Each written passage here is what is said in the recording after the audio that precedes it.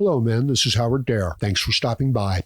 So, I want to talk to you about men getting their lives back because I believe that men's lives have been taken from them through this kind of cancel culture, gynocentric political correctness. I believe that there's been a concerted effort from part of our political class to tear down, to denigrate, to belittle, to minimize the accomplishments, the achievements of men for a long time now, tens of years. And I believe that the older men, like myself, have been able to remember a time when men were held in reasonable regard, okay? Based on their character, based on their deeds, based on their actions, based on how they treat people. That is no longer the case. You, as a man, are judged before you even open up your mouth, before you say or do anything. And you don't need to be a genius to recognize that that's a very unfair, unjust system. And that what you're doing is you're killing the motivation of the merit-based people. What you're doing is you're creating a society where nobody can stand against you, where nobody has a voice strong enough to disagree with you. We see this everywhere.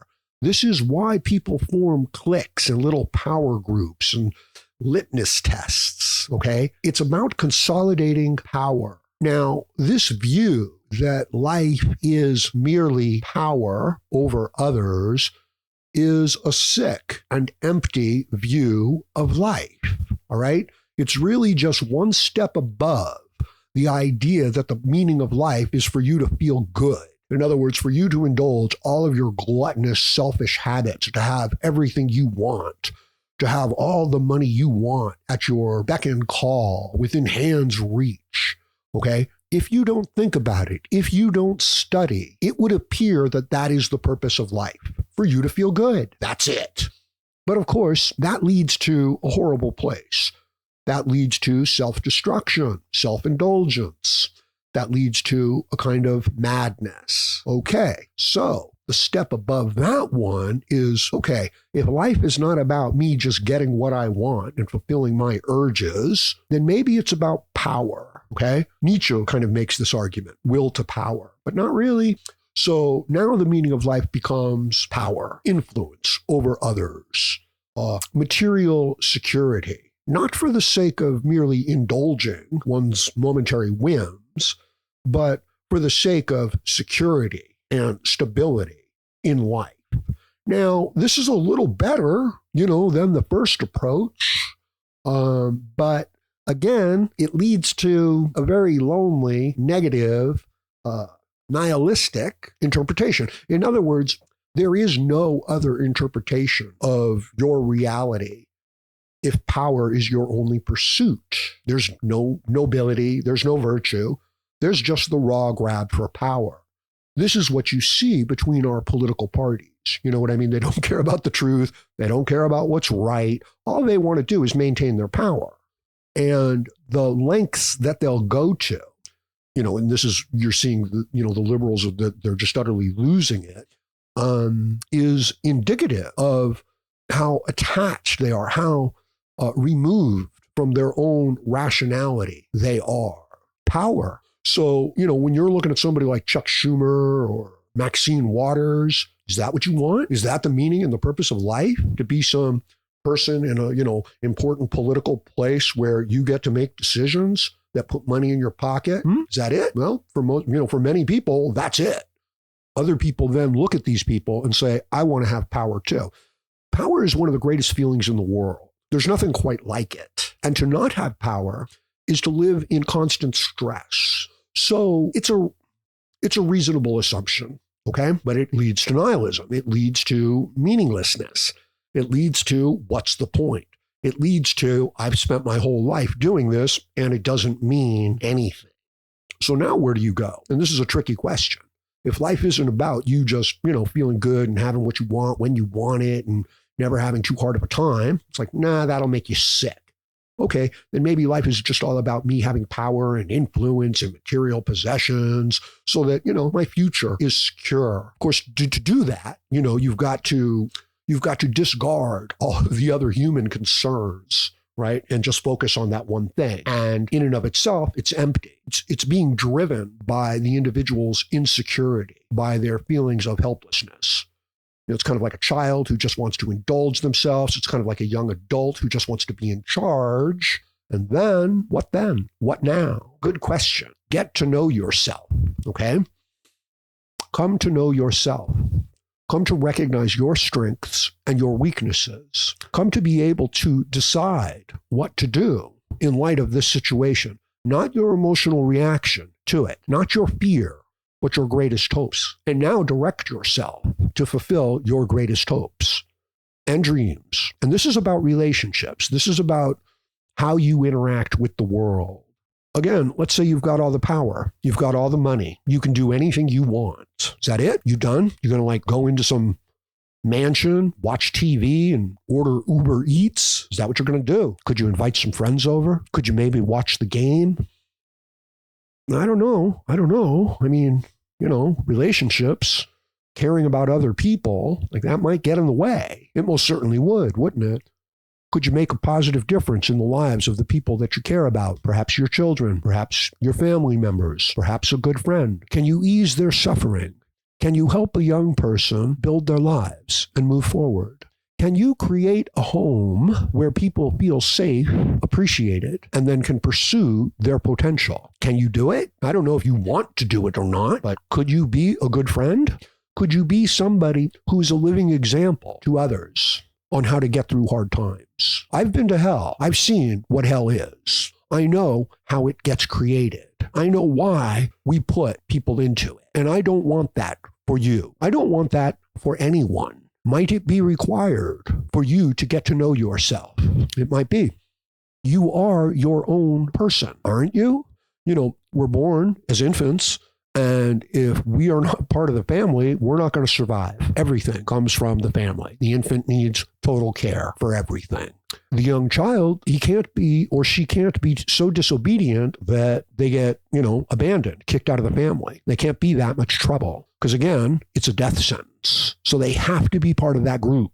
They have to go along with their family, no matter how dysfunctional. It's like they're in a lifeboat, okay? And it doesn't matter the condition of the lifeboat. That's their lifeboat. That's it. And they will come to love and defend and protect their lifeboat. Now it's a young adult. Now it's going out into the workplace. Now it's meeting other people, understanding that its life is, to a degree, in relationship to other people. Not exclusively, but to a degree. So they're still trying to fit in.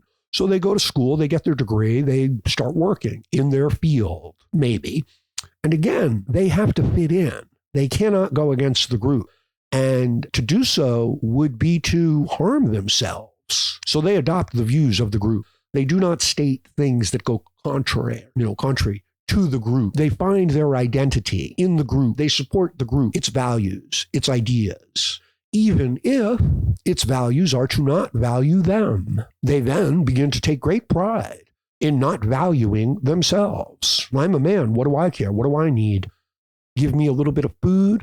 Let me get a little bit of sleep. Make sure that I'm not freezing to death. What else is there? What else matters? And if anything else does bother me, well, I'm just going to need to man up. So the identity is given over to the group identity. The person, the man, actually becomes his own enemy. Right? Like many of his natural instincts, he's like, that's not masculine. That's not manly enough. That's not the company way. So hopefully things work out and the person fits in to the system, square peg in a square hole. And then they get old and then they get sick and then they pass away. But what about their lives? What about the things that they care about? What about their hopes and dreams? Do they even have contact with them anymore? Do they even remember them anymore? Or have they sacrificed them to be part of the group?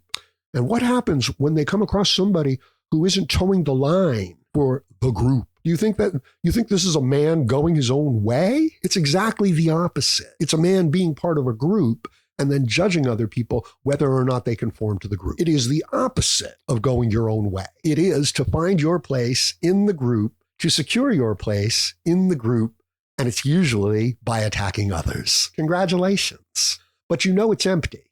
I know it's safer. I know you feel better, but you know that it's a coward's way. It's not the way of an honorable man. You need to be able to tap in to that power, manifest it, embody it. Your first goal is your health.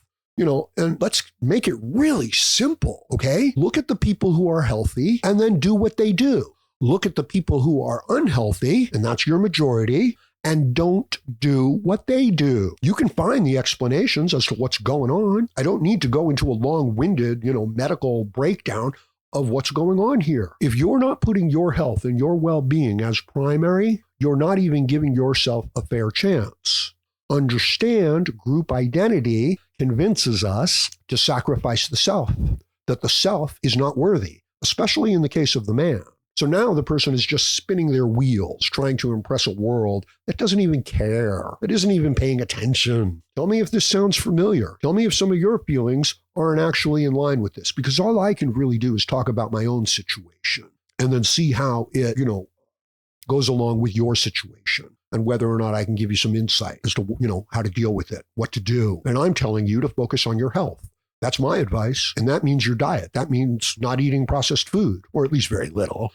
Not eating all the carbs, all the grains, all the fruits, all the vegetables, all the sugary drinks.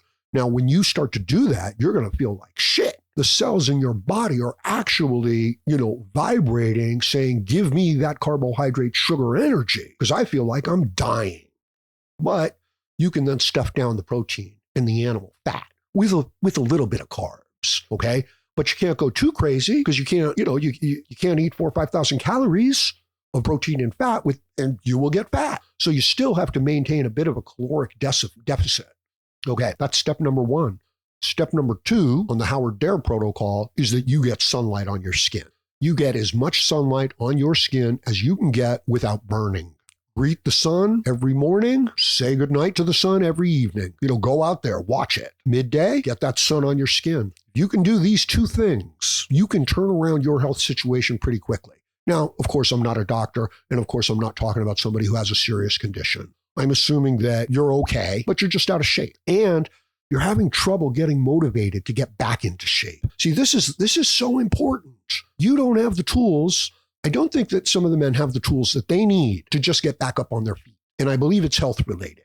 And I believe that when I say health related, I also mean psychological, emotional. Because if your health is bad, of course, your thinking is messed up. Of course, you're not at your best. Of course, you're not bringing your tools and resources to the table of life. And now, without being able to do that, how does a man feel? He feels helpless. He feels desperate. He feels afraid, as well he should be. But if we can get you your strength back, understand courage is a fundamental aspect of your nature, all right? Early man, early civilization could not have survived, could not have existed without courage, without audacity. These aren't toxic masculine traits. These are the very traits that allow us to overcome a hostile Mother Nature. And many of the men, have squandered this because they want to be part of the group. Well, that's not MGTOW. At some point, you need to find your own way in life.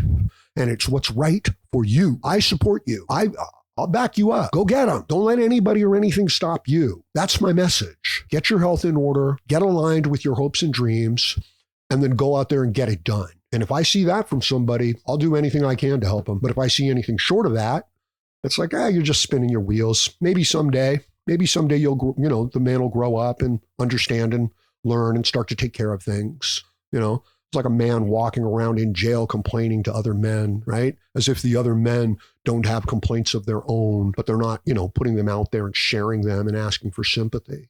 Right? It's a stoic principle, Don't be heard complaining, even to yourself. We're all suffering. We're all struggling. But some of us have been crippled and broken intentionally with their own tax dollars, by their own people, by the other men right around them. So get smart, get wise before you get old.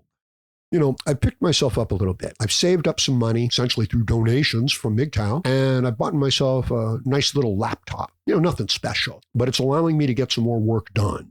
So there's going to be more content, even though I don't know that I'm going to be holding on to the MGTOW label anymore.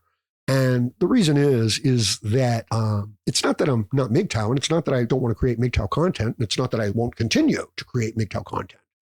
It's that I don't want to upset the people, who consider themselves the real MGTOW. I don't want to get them all butthurt, things like that. I respect it, but I'm not here to cowtail. I'm not here to, be your man. I'm here to be my own man, to go my own way, to give other men the strength, the courage, the motivation, the power, the greatness to do this for themselves. I'm going to leave it at that for now. Let me know what you think about this in the comments section below. Please like, share, comment, subscribe, donate, and join me again as I plan to have more content for you. Thank you, men.